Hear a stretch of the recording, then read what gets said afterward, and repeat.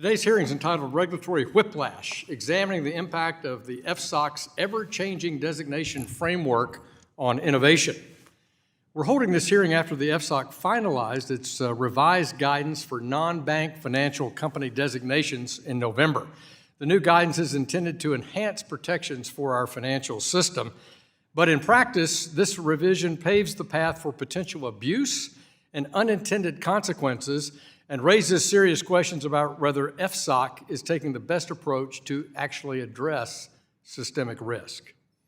For example, it removes the requirement for FSOC to conduct cost-benefit analysis when evaluating an entity's potential to pose systemic risk under a Section 113 designation. Even the district court in the case MetLife versus FSOC, which considered the legality of MetLife's prior designation as a systemically important institution, stated that the refusal to consider costs of the designation to MetLife was arbitrary and capricious.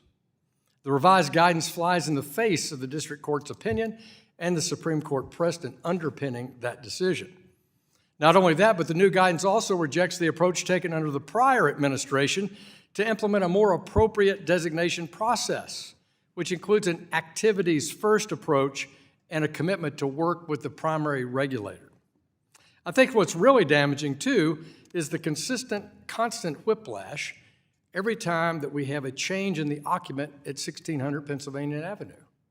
Just this morning in the Capital Markets Subcommittee, we dealt with precisely that same issue on the Department of Labor fiduciary rule. I'll remind all of us that on our third designation framework in 3 administrations now.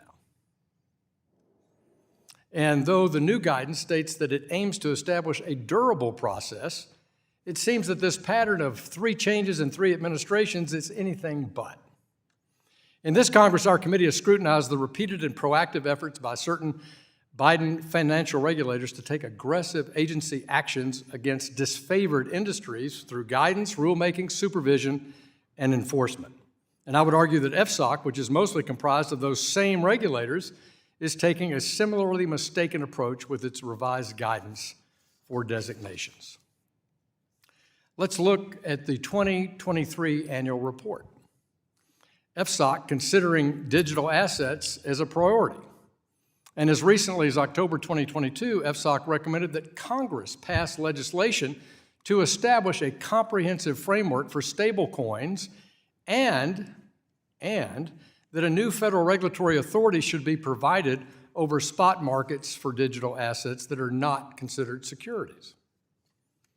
Well, look, that's what this committee has been working on since this Congress, the 118th Congress, was initiated.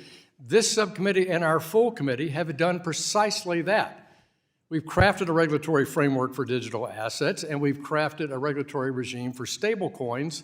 We don't need FSOC to be involved in that. What they need to do is support our legislative effort. And I'm proud in both those efforts, both on stablecoins and the regulatory framework, that we had a very strong bipartisan effort working with both Democrats and Republicans to craft that approach. We moved these bills out of committee, and we look forward to continuing the work with our colleagues on the Hill and the administration to move that legislation forward.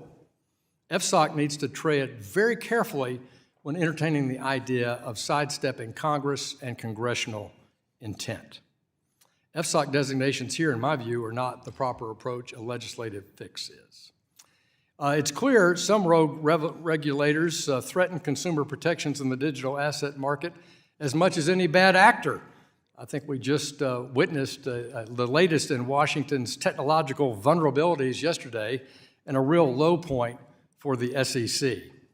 Chairman McHenry, Subcommittee Chairman Wagner, Hazanga, and myself will be sending a letter to Chair Gensler today to start the process of getting to the bottom of how it happened that the SEC Twitter account was hacked and investors were misled yesterday on the subject of an ETF being approved for digital assets in Bitcoin